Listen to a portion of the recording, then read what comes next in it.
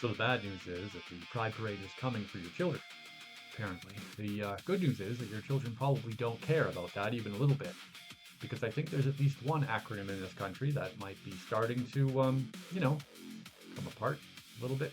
I don't think LGBTQ. I think LGBTQ might have lost the majority of its L's, B's, and G's. And I think that because those were the sane ones. Those are the ones kind of holding the whole thing together. When the T's and the Q's start to be the ones running the show, that's when you start openly stating you want to, and I quote, come for your children.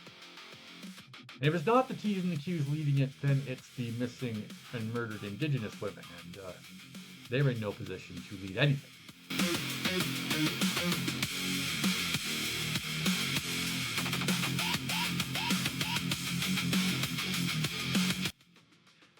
June 29th, 2026, and here we are, the day after Carney marched with people whose one claim to fame is that they are mostly undecided on what they would like to spend the rest of their lives doing with their genitals. And look, everyone needs a little attention sometimes. Everyone needs a little praise. Everyone needs to feel important and seen. And if taking off your pants and forcing everyone to declare their adoration for what you prefer to do in your bedroom is what makes you feel like a useful member of society, then I guess all the power to you.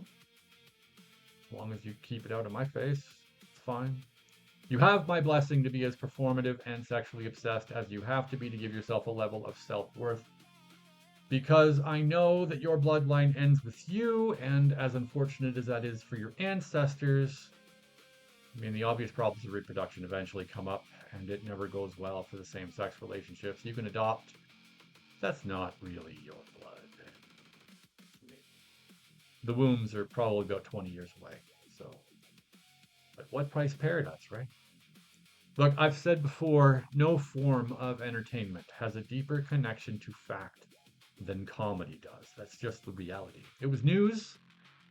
News once had that connection to reality. Now news doesn't have that connection to reality. Now it's comedy because comedy isn't funny unless it has at least a basis in truth. And news is now what looks good in a thumbnail and feels good as it goes in one of your ears and out of the other without touching anything in between. That's what the news is now. So welcome to comedy.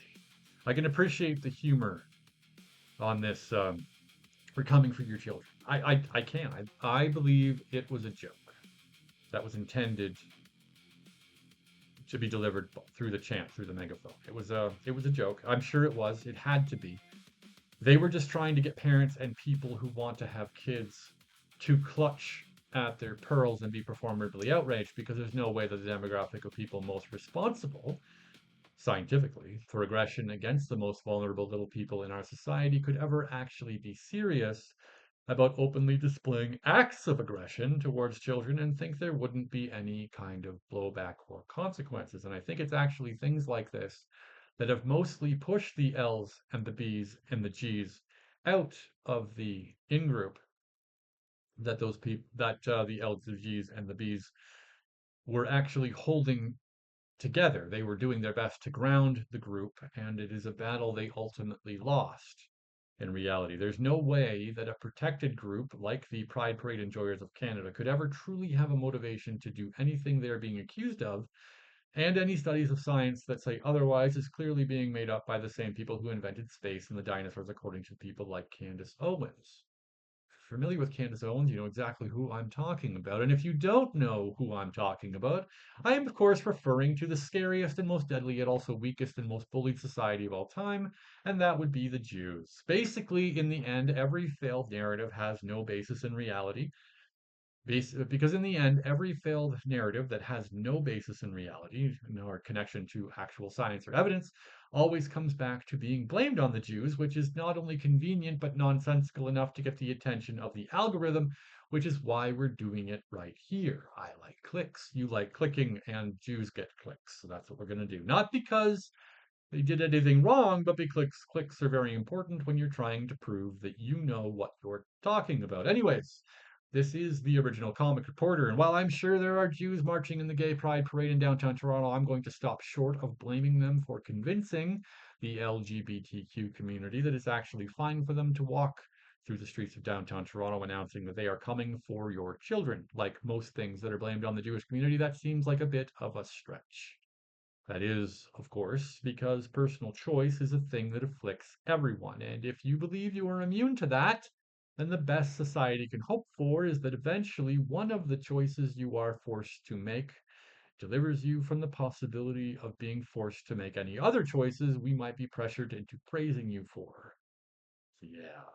Walking through downtown Toronto, blaring that you are coming for people's children is most definitely a choice that a group of people expecting praise for being knuckleheads for an afternoon, that is a choice that they can make. It does make me smile that this particularly loud member of the LGBTQ community is openly stating his intention to perform kidnapping while surrounded by what I can only believe are members of groups that are actually historically hostile and openly violent towards the ideology of LGBTQ.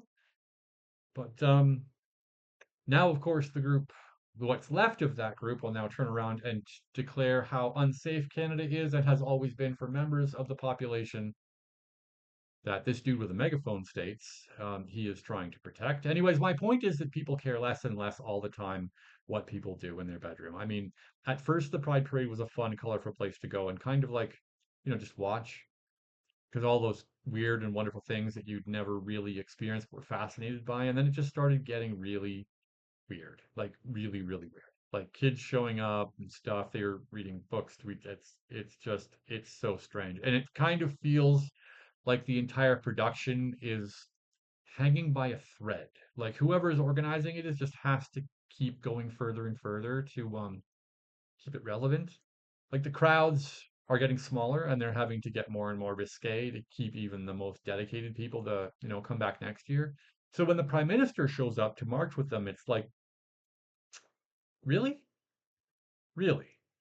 Is this what we're doing? I think these people are pretty safe to do whatever they want in their bedrooms, and it might not be the best optics to have our prime minister comfortable marching with a group of people chanting about wanting to kidnap children. It's doesn't seem like a great place for him to be. I'm just saying that there are groups of people in society that probably shouldn't be included in public discourse. That's all I'm saying. If we're prioritizing hate speech as a crime in this country, then we should probably be looking at people who openly try to provoke hate by taunting parents, um, by threatening to take their children. Particularly when one of the biggest problems parents have is that they actually aren't allowed to know that their children are secretly wearing dresses while, under the protectiveness of their school teachers. It's weird. It's super weird that people want to blame parents for their kids being weird when kids have two parents and then wards. Just mountains and mountains of government sponsored wards who seem to have more effect and more say in what the children do with things that can be permanently altered than parents do. You can't really blame parents for kids being weird when it's being sponsored by the state and then encouraged by the school boards. That's kind of sounds like they want to kidnap the kids, right? I mean that's a logical conclusion you can make. I'm not saying it's true. I'm just saying if you came to that conclusion, I wouldn't blame you. And that makes parents kind of uncomfortable. I think they have a right to let it bother them. It bothers me. I think it should bother people when adults treat their children. I think it should bother people when grown adults treat other people's children like bait. If people participating in one of the most performative displays of identity Canada has ever known have the right to openly declare their desire to hurt parents through their own children, then the parents have the right to say, no. They have the right to say no. I think consent is important. And until I see a written note from mom and dad saying, why, yes, you can take little Johnny and tie him up in the basement to await the gender you assign him, even though he's 5 years old now, I will always think this way. I mean, permission slip or get your hands off the kids. While I was in school, we had this thing called a permission slip. And the whole idea was that if you wanted to take my kid out of school, if he wanted to go to the zoo or take him to the museum, you had to ask my permission or at least tell me what was going on. That was the whole thing. You needed my permission. And if you took my child off of school property without my permission, that was something law enforcement called kidnapping. Now, the more modern term for it is human trafficking, but kidnapping will do for this video. Now, I could go after, and if you didn't get my permission, I could go after the school board because you put my child in danger. So even if you wanted to, you couldn't because if you did take the kid off the property without my permission, I could sue you.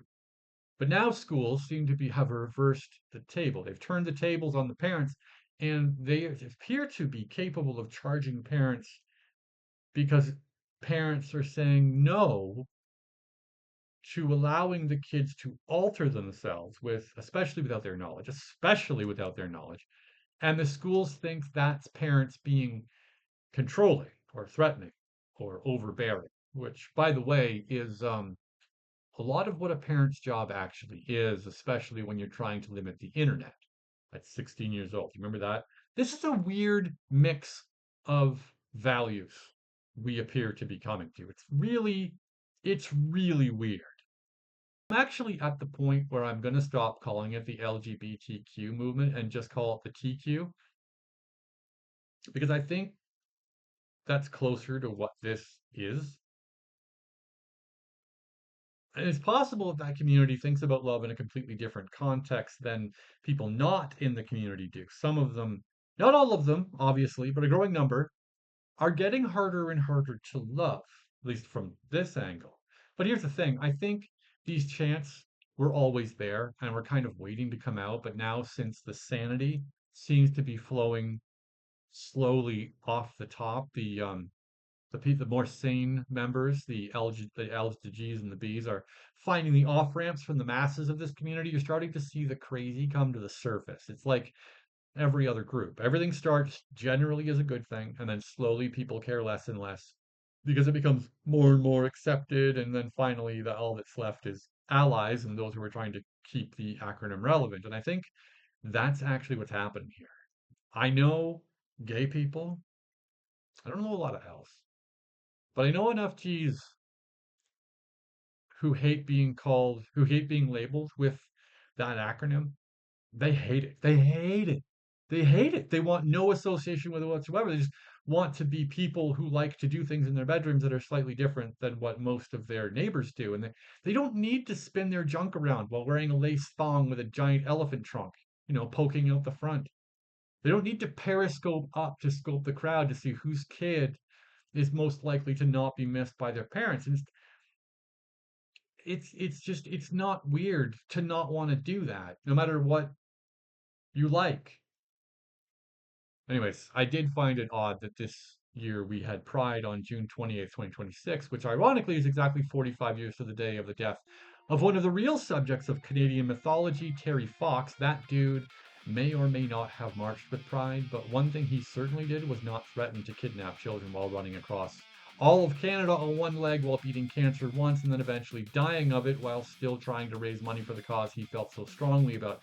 That seems like something to take pride in a parade for. Far more Canadian than, you know, threatening families. Anyways, I'm just noticing that the importance of this movement, this acronym, seems to be eroding away from the inside. We've seen acronyms lose their meaning before, and this one's no different. Like, we here at the Original Comic Reporter are 100% behind the members of this group who want to exist outside of the bubble that has been created for them to live in. I mean, we're not literally behind you. I have children, obviously I'm not that way, but it is possible. I mean, It is possible for you to be part of the group and not participate in the shenanigans, the extreme shenanigans. And I think you know that, and I think that's why the group is splintering. I mean, is your right as a former member of the LGBTQ community and a Canadian citizen who's just trying to figure things out to not be emboldened and to not be beholden to the machinations of a ultimately what's becoming a bit of an extreme group of people. It just is. And also, we're 100% behind you being not both non-binary and not participating in human trafficking. You can be both. It is your right as a Canadian citizen to not do that. It's fine. Anyways, judging by the way the hate speech laws are going, it's probably going to be. Anyways, I don't envy the Canadian government trying to figure out this mess they've caused, trying to unravel this knot, trying to straighten out this cord. Well, they try to figure out exactly what hate speech applies here, because there's a lot of parents who get a little sick of being threatened. Anyways, good luck figuring out this one, Canadian government. The obsession with the hate speech portions of legislation have really put you in a bit of a bind. Because now you're going to have these parades and these shows of solidarity from all these protected groups you've spent so long creating an incredible number of, and turns out they might be a bigger problem than the general population. And that's not good news for you. Anyways, good night.